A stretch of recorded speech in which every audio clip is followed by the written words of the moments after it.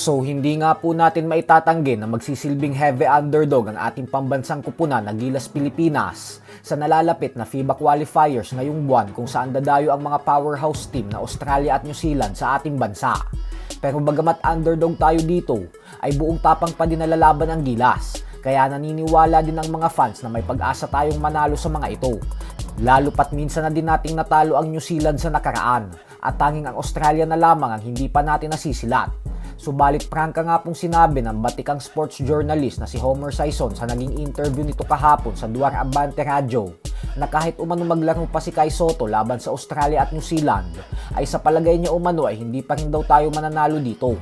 Paliwanag ni Sison na pinatunayan na umano ito ng kasaysayan. Bukod dyan ay dadalhin din daw ng Australia at New Zealand ang kanilang Team A or best team para sa FIBA window na ito pagdating sa Pilipinas.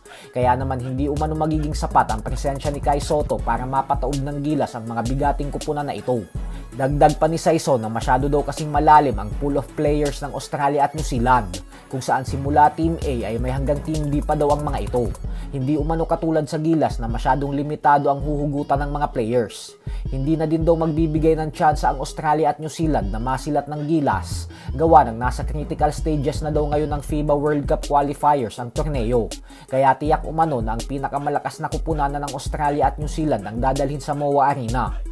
Nakatakda pong labanan ng Gilas ang New Zealand sa February 26, habang ang Australia naman ay haharapin nila sa March 1. Umani naman ang batiko si Homer Sison galing sa mga diehard Gilas fans nang dahil sa binitawan niyang opinyon.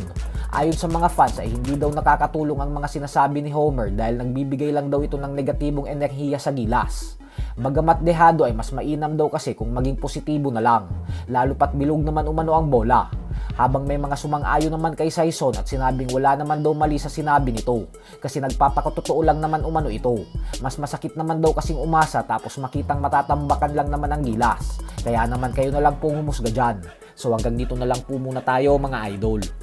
Huwag pong kakalimutang mag-subscribe sa ating pangalawang channel na Sports Talk PH 2.0 dahil ang channel po na ito ay para sa araw-araw na basketball updates. Yung main channel po kasi natin na Sports Talk PH na siyang may 1 million YouTube subscribers ay pang boxing updates po yun. Maraming salamat po.